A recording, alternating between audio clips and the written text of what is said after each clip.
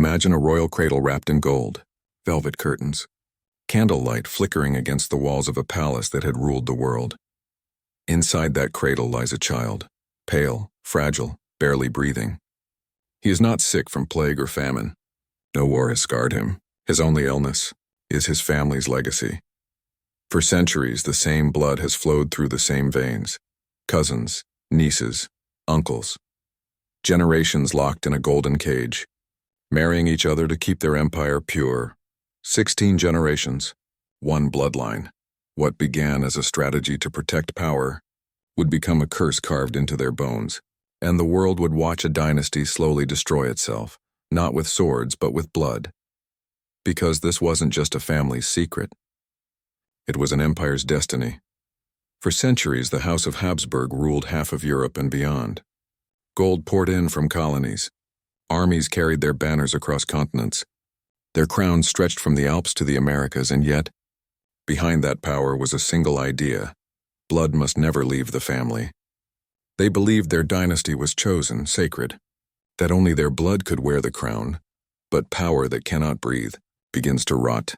They built an empire so vast it could crush nations, but they locked their throne in a genetic trap, and soon the cost of keeping their blood pure would begin to show.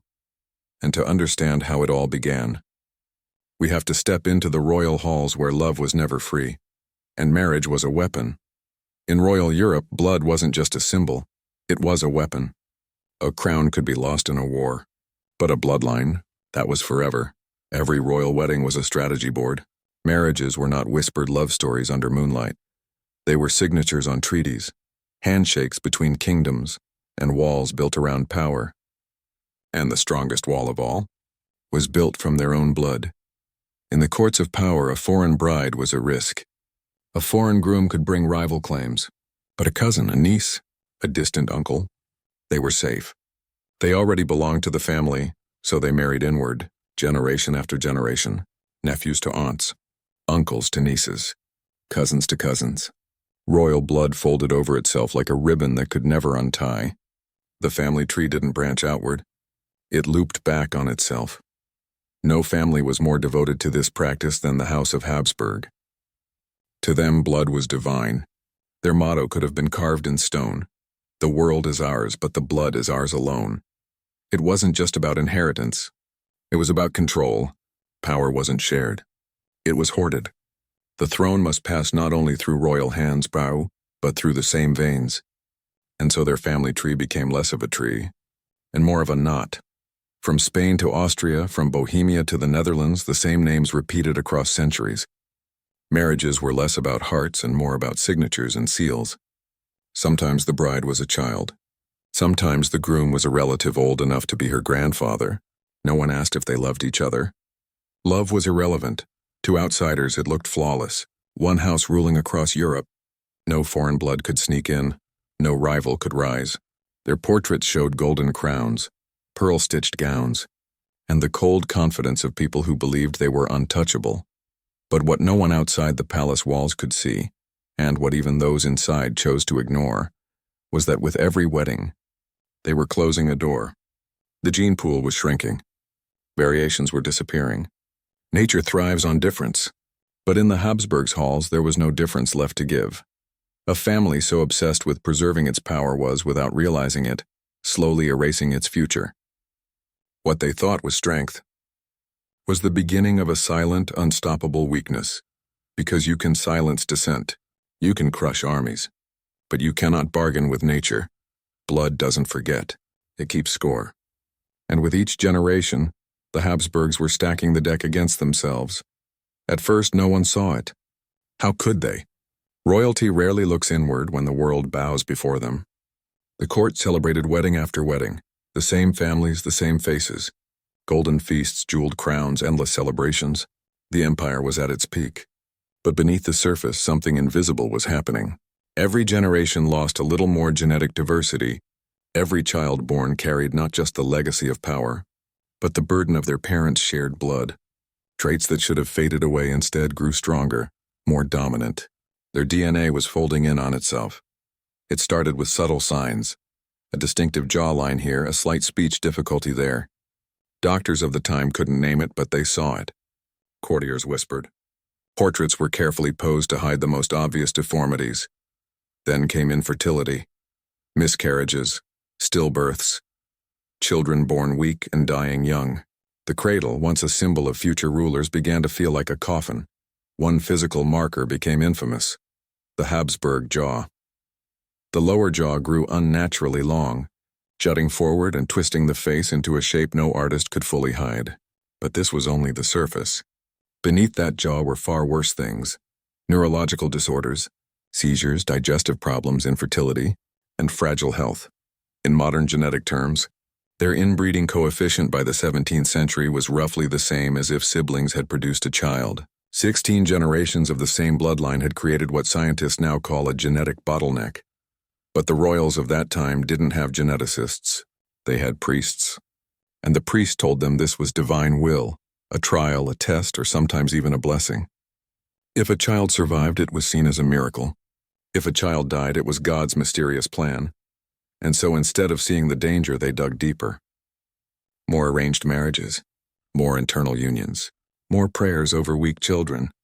What they were really doing was breeding their own end. You see, empires fall when they can't defend themselves. But sometimes they fall when the defenders themselves grow too weak to lift a sword, too sick to rule, too infertile to leave an heir.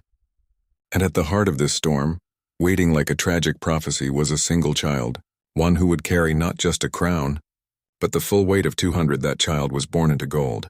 But his blood was already a battlefield. He entered the world in silence, not the silence of peace, but the heavy silence of fear. Courtiers stared at the cradle, unsure whether to cheer or to pray. Charles II of Spain was born in 1661, the last male heir of the Spanish Habsburg line. He was the living sum of 16 generations of inbreeding, a fragile king before he could even crawl. From birth, his body showed signs. His jaw jutted forward so far he couldn't close his mouth. He struggled to eat, to speak, to even breathe at times. He suffered constant fevers, digestive issues, seizures, and fatigue. Every doctor's visit was a desperate prayer disguised as medicine, yet the Spanish Empire crowned him at just 4 years old. A child too weak to play, now carrying the weight of a crumbling empire. In the palace, whispers grew louder with each year. The king is cursed. The blood has rotted. Nobles smiled in public and plotted in private. They knew Spain had a crown, but no true ruler. Regents and courtiers seized power. They signed treaties in his name, raised armies under his seal, and decided the empire's fate while he lay in bed, sick and exhausted. Charles grew up surrounded by gold and isolation. He could never be the strong ruler his ancestors imagined. His marriages were not for love. They were acts of desperation. Twice he wed. Twice the royal bed remained empty. He could not produce an heir. And every year that passed, the dread in Spain grew heavier. But Charles was not a villain in this story. He was its victim, a child who never chose the blood he carried, a man who lived a life scripted centuries before his birth. He longed for what he could never have: health, love, legacy. His enemies saw weakness. But history sees tragedy, because Charles was not just one man. He was the living proof of a dynasty's decay. His very existence was the final page of a story written in blood, power, and fear. As his health crumbled, so did the empire. Factions fought behind the walls. Foreign powers circled like wolves, and every breath Charles took was another reminder that the Habsburg crown had no future. And when his breath finally stopped, the empire itself began to fracture. On November 1st, 1700, Charles II of Spain died at just 38 years old. There were no heirs, no sons or daughters to inherit centuries of empire, just silence. A cradle that had been a throne since birth now stood empty, and the bloodline that had once commanded half the world ended with a whisper. But the world didn't stay silent for long. The moment the news spread, Europe erupted. A kingdom without an heir was a kingdom waiting to be devoured. The War of the Spanish Succession tore across the continent. Armies marched, thrones were claimed, and old alliances shattered. The very bloodline that had spent centuries trying to keep the crown within itself had left it vulnerable to everyone else. The throne of Spain was no longer a birthright. It was a prize. The empire fractured. Lands were seized.